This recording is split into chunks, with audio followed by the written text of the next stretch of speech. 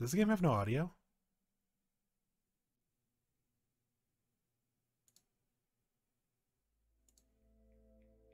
Oh no, there we go. It was just very quiet in the beginning. I don't like this idea. Shouldn't we run a clinical trial? This is it.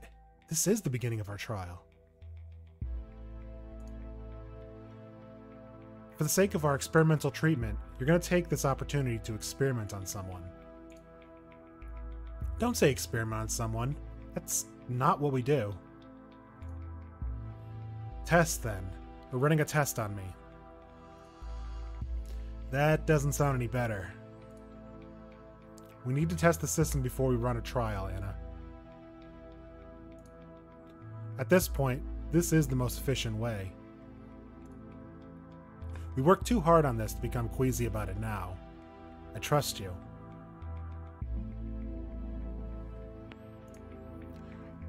I can't tell him I'm almost more afraid of it working than of things not going well. Bill's an engineer. He breaks things for a living in an effort to make them better. What we built here, it's all based on a snapshot idea. An idea from me, a person who prefers the neat definitions of the diagnostics and statistics manual of mental disorders over anything new and unusual. Maybe someone like me shouldn't have become a psychiatrist at all. Alright, let's give it a go. Hook me up and start the sleep sequence. Don't sound too happy about it. You know me, big fan of sleeping on the job. Sure, whatever you say.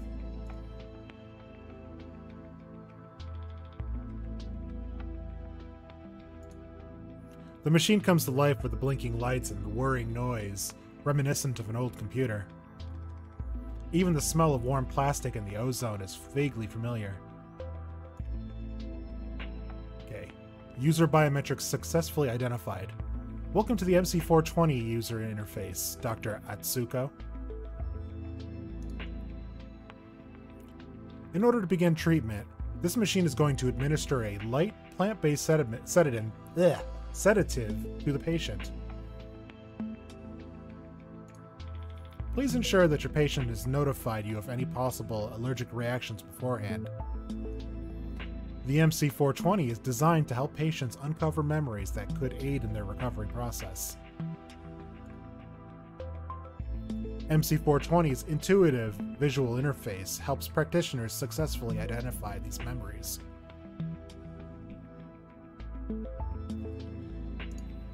In order to retrieve and execute a patient's buried memories, there will be a short sequence that stimulates the electrical impulses within the patient's brain. Ready to proceed. Patient Pentecost, William. Date of birth, July 11th, 2013. NHS registration number 07147486621. Beginning procedure. Now that I'm about to look into Bill's head, it strikes me how little I know about him. Maybe that's why he thought I'd make a good first subject. Or he'd make a good first subject. He wouldn't have been worried about being treated by someone he knows personally. Because he doesn't know me that well. I just know the things a coworker would know. How he drinks even the worst coffee from the automat with relish. That he likes cricket. That he's married. I met him and his wife for dinner once, but I forgot her name. Isn't that a bit sad? It's certainly not much for having worked with him for over 12 years. Well, I'm here to get a job done. Let's see.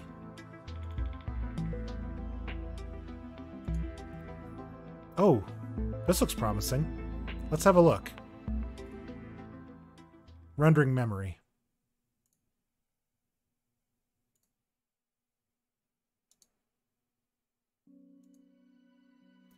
I'm here to get my things.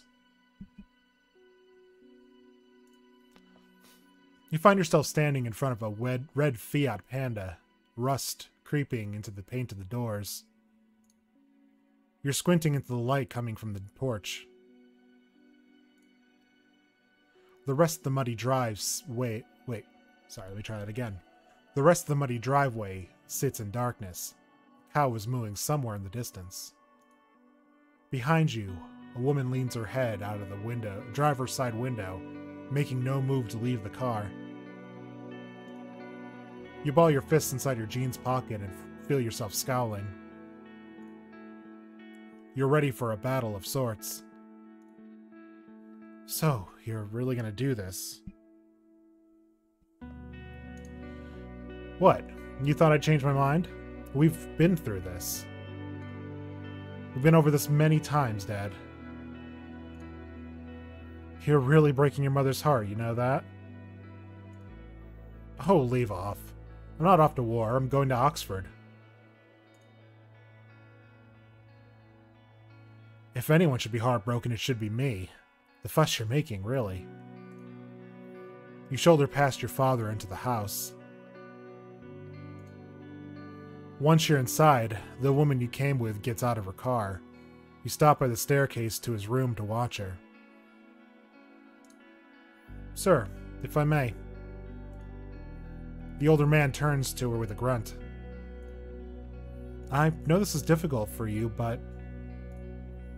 should you ever change your mind, we're just 50 miles away. I've written my address and my phone number down. You're welcome to get in touch anytime. She pulls a piece of paper out of her trouser pocket and holds it out to your father. I do recognize my part in all this, and I know you dislike me for it. But I would much rather have us getting along, because, you see, I intend to spend the rest of my life with William, and that's why I hope that you're going to see a lot of each other. Until that moment, you never believed that certain things were meant to be. You never made plans for what would come next.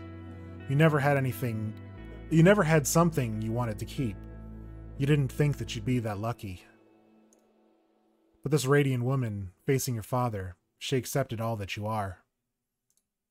She accepted your grubbiness and your weird ideas. All of it. And she's here with you now. And she even wants to stay. Oh, wow. I didn't think stuff like that actually happened in real life. It's going to take some time to get used to seeing things from someone else's perspective. But it's not really a happy memory, is it? I'm obviously missing context here, but it does have the potential to trigger both a profound happiness and some regret. I better keep looking. Ah, another one. It feels weird to get excited, but I am quite curious to what I'll get to see.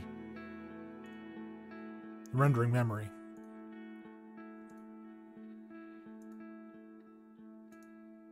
You groan. Oh, stop complaining. You're walking across campus with Susan at a brisk pace, the cool morning air stinging your cheeks. But I'm not complaining. I'm moaning. You got so many job offers you can literally take your pick. Why on earth are we going to another recruiting event? Okay, first of all, while I appreciate you coming, you don't have to. Between the two of us, there's only one engineer, and that's me. Susan glares at you, but you raise your hand to stop her before she gets to reply. Secondly, I can want to find a job that fits my aspirations and still hate recruiting events. You stop walking. Think about it.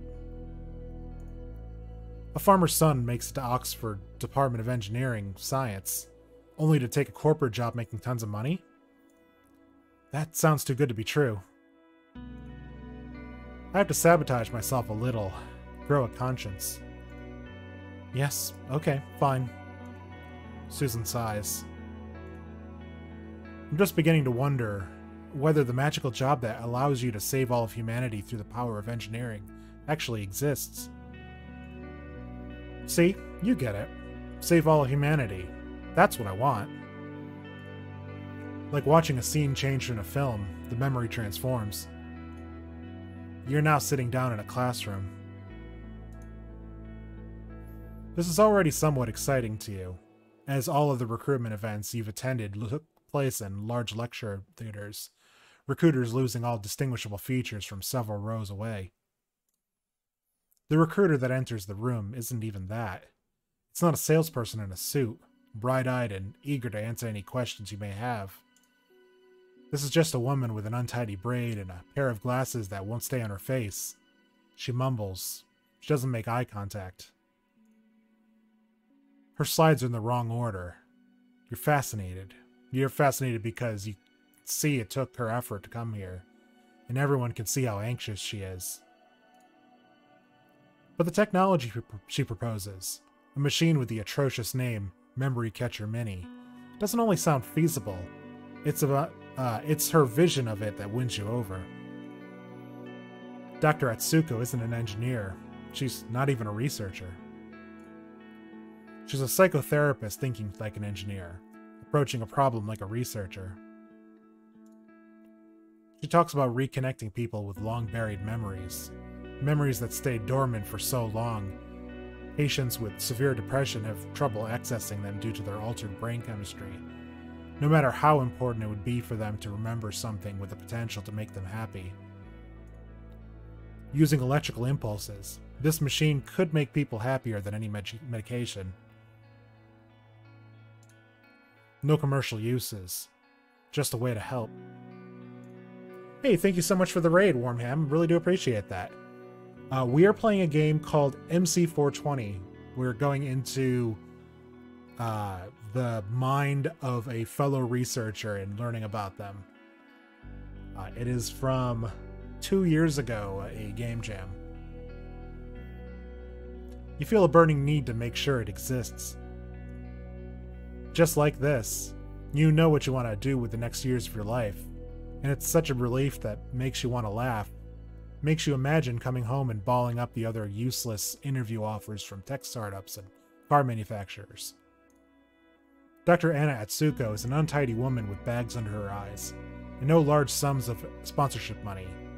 You can't wait to work for her. Oh. Oh God. I had no idea. An untidy woman. He thought I was an untidy woman. Does he still think that? Am I untidy?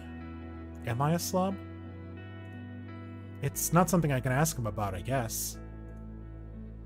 Hey, Bill, I'm sorry I was untidy the first day we met. I hadn't slept all night, not after those investor meetings the day before, or working on the pitch the night before that. Maybe I just shouldn't mention that at all. It wasn't about me anyway. It was about what I represented. He wasn't happy to meet me specifically. Yeah, I mean, this was made in 48 hours, so, you know, I do like the very kind of untextured model look of it. I don't know if this particular release that I'm playing is a after 48 hours. It could have been a post-jam revision, but I know the initial intent was for this game jam.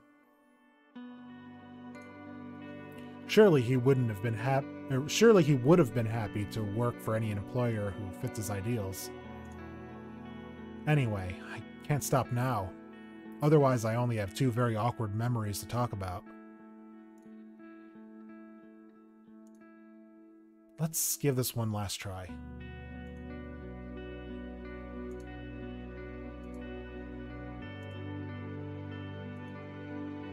You're driving a tractor up Chargy Hill. The sun is warming your back, and insects are stirring up the meadows. The heavy scents of summer fill the air. You scratch a spider bite near your elbow. An old man wearing a cap comes down a hill toward you. An old Malinois by his side. You shout over the roaring of the tractor's engine and wave. Mr. Wilkinson! Charlie! The old man merely raises a hand in greeting and steps aside so you can pass. The memory changes. You sit with your knees in the dirt, eyeing a lump of earth from all sides. Daddy, these ones! The leaves have all come off. Your father kneels down next to you to take a closer look. Very good. Want to dig this one up? You reach with your bare hands into the soft, crumbly earth and pull up a potato. Your first potato. Misshapen and with the stems dangling from it. But big. And for some reason, yours. More so than any other potato you've planted in this row. The memory changes. You're sitting on a beer crate. You probably shouldn't sit on a beer crate. It's not very comfortable. But the beer crate itself also happens to stand in a river to let its contents cool. And the guy said something... And the guy said someone needed to sit on it so it doesn't accidentally float away. Just getting the crate had been exciting. Philip had gotten his older brother Stephen to order it on the internet. And then Philip, Gareth, Alex, and you had taken turns carrying it through the woods into the river. It's the first day of the summer, first warm day of the summer, and you're sitting there, your trousers rolled up to your knees, letting the water slosh around your feet. The boys are laughing about something, and you look up to see Susan come down the hill. And you think about how odd it is to see this girl you met on an online coding course just come down to have a drink with you and your mates.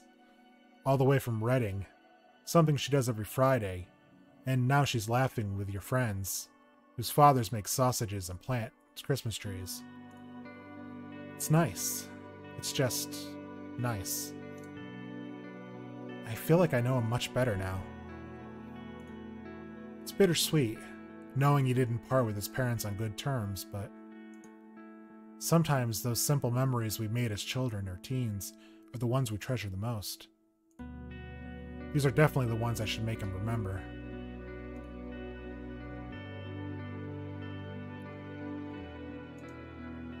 Good times. When Bill wakes up, tears start filling his eyes. Anna, gosh, I haven't seen my father in years. August 4th, 2053. As you lead Mrs. Wickerman into the room with the MC-420, you raise one of your feet abruptly. Are you quite all right? Yes, Mrs. Wickerman, don't worry. I just thought I felt something in the water. The whole basement is flooded. The lights stopped working. I can't leave the house, Tom. I can't. Fuck. The water? What are you talking about?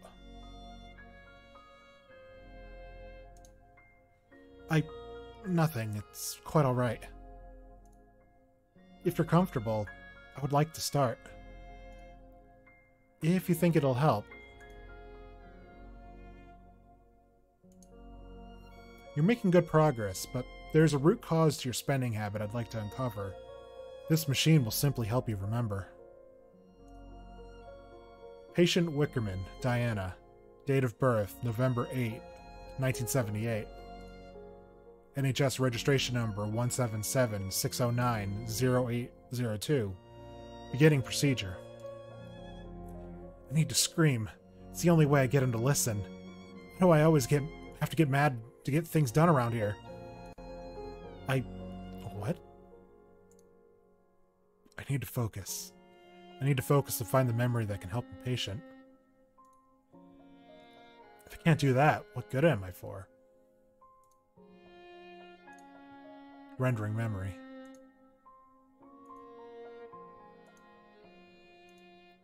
You're sitting at your desk, a calendar in one hand, your phone in the other. How about Tuesday? Sorry, I have work. Friday then? No, that's no good. I'll be in 2 client meetings. We could FaceTime in between if you want to. During lunch? I want to FaceTime you during lunch. I want to actually have lunch with you. Look, I'm really sorry. Oh, before I forget, is it true your oven broke? Yeah, the timing isn't great, but I can go without it for a while. Let me help. It's the least I can do. Guilt is a powerful motivator for spending, especially if she used to have more than enough money, but I'm not convinced. April 17th, 2054. You're in a restaurant with Bill and Susan, celebrating the first anniversary of the MC-420 patent. The evening is winding down. Let me get the bill. Now that the children are out of the house, I can finally spend my money however I like. Are you alright? Have you been hiding children from me the whole time? Oh, she's starting to, like, assimilate memories from the people that she's, doing these tests on. Because I gotta say, you did that if you did that then, you've been hiding it rather well. Oh, no, I don't, do I? I mean, of course not. It's just something I spoke to a patient about. She had severe spending problems in her late years, a habit she developed due to always spending money on others. Sorry, I shouldn't talk about this. How unprofessional of me. Susan relaxes, but Bill continues to look at you with a slight frown. You're starting to sweat. Look, the 2 of us have been through a lot recently. Let me do something to cheer you up. What have we been through exactly? I've been working on enhancing the MC, but we've barely seen each other since you downgraded me to freelancer status. I'm talking about the baby, silly. Bill and Susan freeze. I really need to talk to you more after the miscarriage. To see if you were okay. You were there for me through all of it, and I never checked if you were okay. Anna, stop. Those aren't your memories. They're mine. Bill looks between you and Susan, his eyes wide. Susan, are you in therapy? Anna, are you performing MC procedures on my wife? How is this a thing that everyone's just kept from me? You can barely meet Bill's eyes. I simply honor doctor-patient confidentiality. Well, it's a little too late for that, wouldn't you say? Bill throws his napkin on the table and leaves the restaurant. April 28th, 2054. Jesus Christ, Bill. Hi, Anna. I heard noises downstairs and I thought... Jesus, I nearly clobbered you with a decorative ceramic cactus.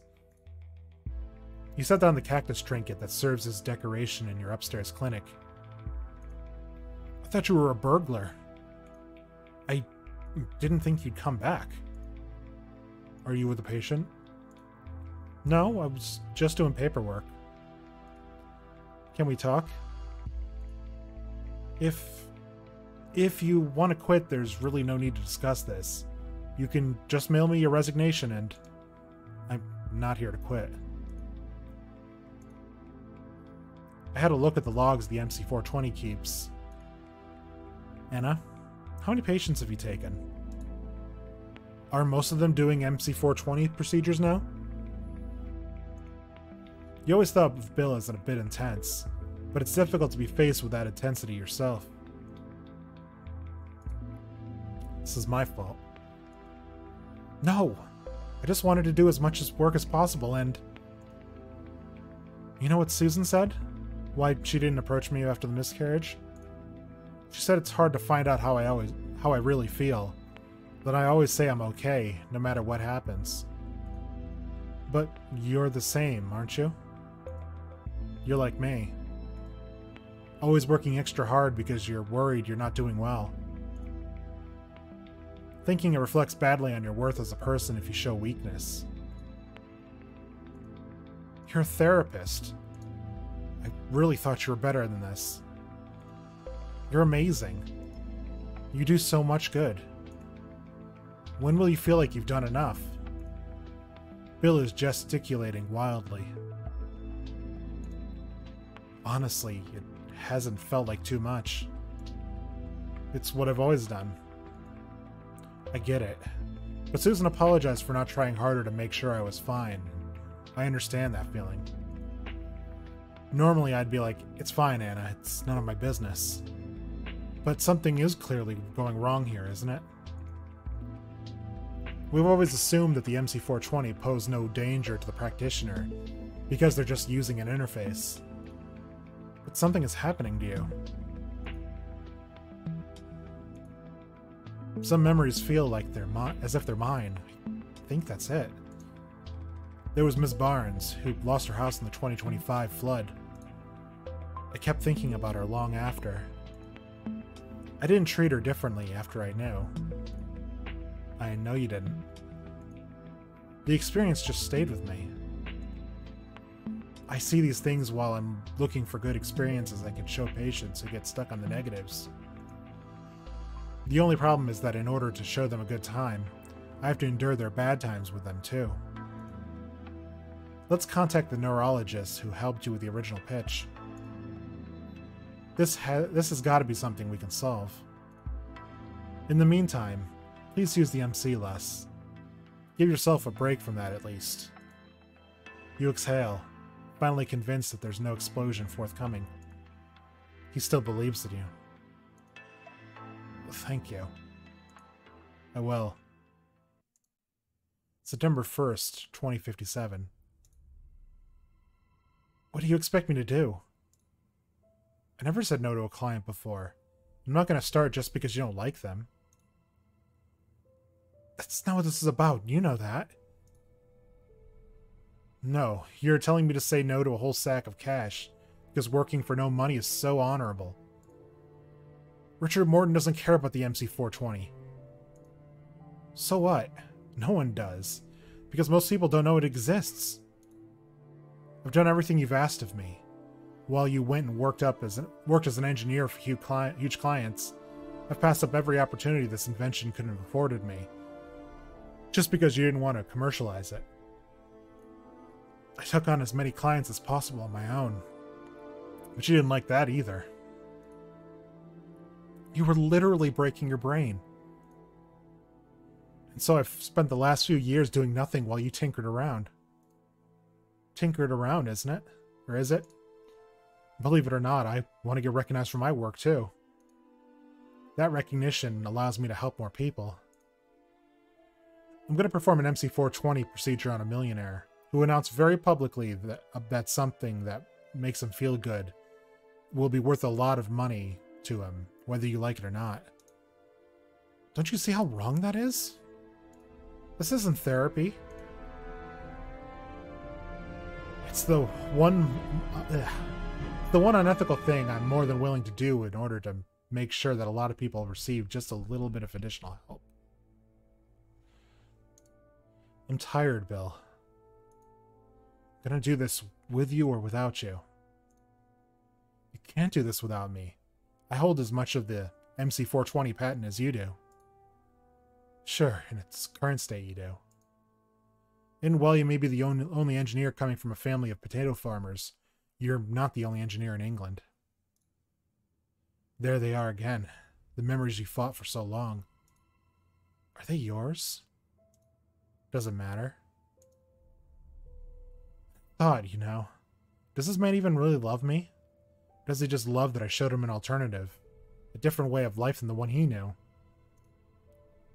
Sometimes you just love someone so much you're okay with your own desires coming short. Anna, you really are a adored child. How are you going to find a boyfriend like that? I have no problem with being alone. I'm terrified of dying alone. Maybe I'm alone because I'm simply unlovable.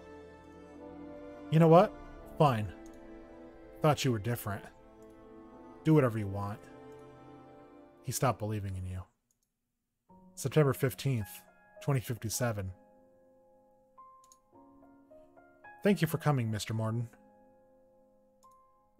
Oh, not at all. Thank you for having me. Are you sure this is okay? I heard your partner, the engineer. I heard he left. How'd you hear about that? It's not like we get a lot of attention. Oh, he's apparently working with a former business partner of mine now. Solus, the energy provider? Ah. That suits him. Mr. Morton, I have a bit of a disclaimer, since you're not asking to become my patient. Instead, you asked something very specific of me. I'm happy to provide. However, I am obligated to let you know that what you're asking for may not be in your best interest. That's quite alright.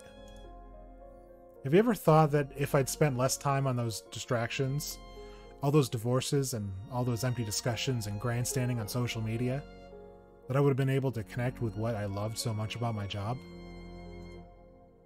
I just want to remember what falling in love with my profession was like. To be honest with you, Mr. Morton, I found myself having quite the opposite problem. Ah.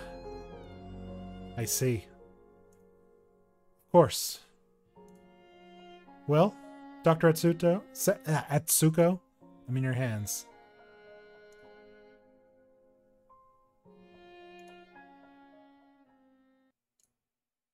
Patient, Morton Richard. Date of birth, February 20th, 1996.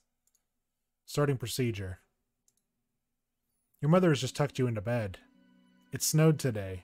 Thick white flakes you hope will turn into fluffy snow for you to play in the morning. Mom, why does Dad get angry when it snows? Your dad doesn't get angry.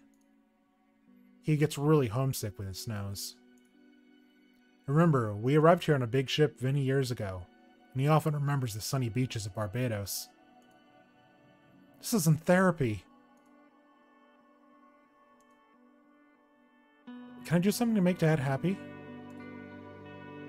You have to be a good boy and study hard. Earn your respect, Richard. Nothing is more important than that. Respect. You can't just make people respect you.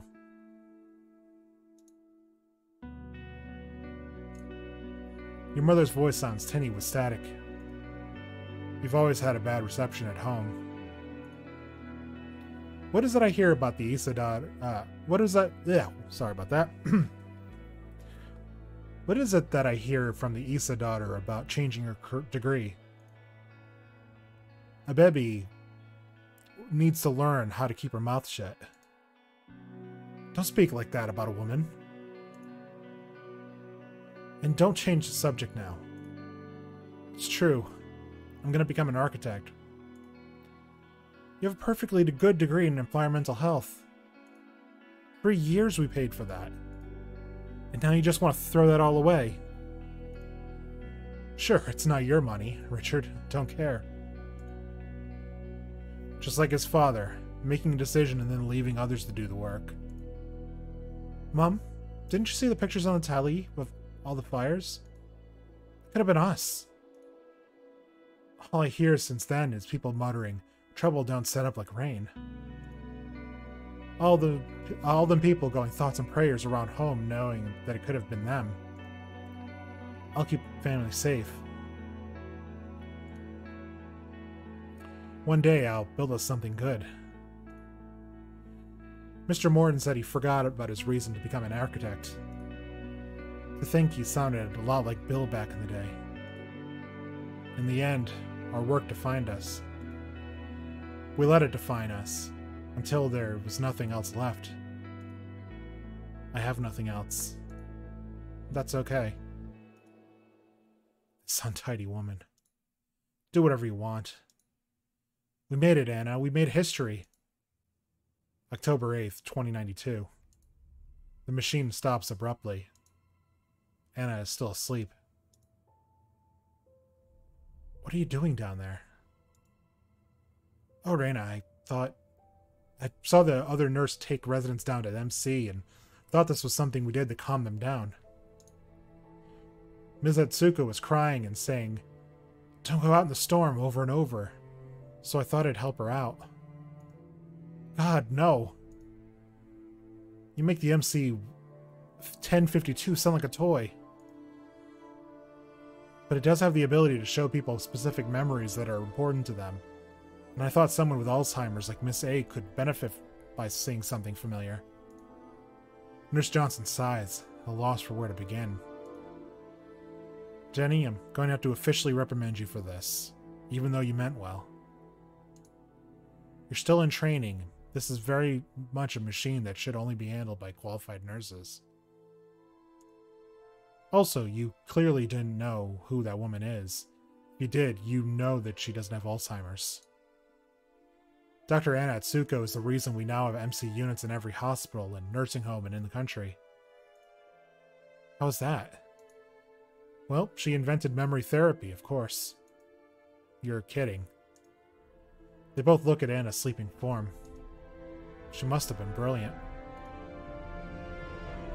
What did you mean by, if you knew her, you know she doesn't have Alzheimer's, though?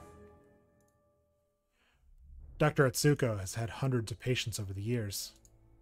She insisted on personally training new MC practitioners around the world. She never stopped working at her own practice. The strain of experiencing other people's memories caused her to regularly disassociate. Eventually, she couldn't tell her own memories and that of others apart at all. When this became public, a study with MC practitioners found that overuse of the MC, particularly of the older models that didn't monitor practitioners and didn't preview memories,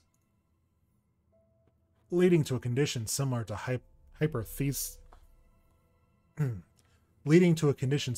hyperthymesia, making someone unable to forget the memories they've extracted, with the resulting overwhelm leading to complete disassociation. Oh, wow. She ended up giving her entire memory to the sake of others. It really is a shame. If it helps, I don't think you did her much harm. Mostly because you can't do much good either. Nurse Johnson looks through the logs. You showed her Pentecost? Ah, shit. We don't show her Bill anymore. We stopped with that early on. Sad story between those two if that memoir he wrote is to be believed. But isn't Pentecost the inventor of the failsafe MC model? Yes. The first iterations that monitors practitioners. The papers kept speculating he was in love with her, wanted to apologize, help her get better. Thing is, though, Bill Pentecost was too late. Really is a sad story. Yep. But Dr. Atsuko brought a lot of good to a lot of people. I'm sure that's what she wanted. Now, help me get her upstairs. Yes, ma'am. MC-420. Okay, yeah, this was made in 48 hours. This is not a updated version. So that's incredibly impressive. Meaning they've definitely had the story in place, or they're just fantastic writing. Writing and direction by Melindy Hetfield. Art and code by Phi Din. Shutting down MC-420.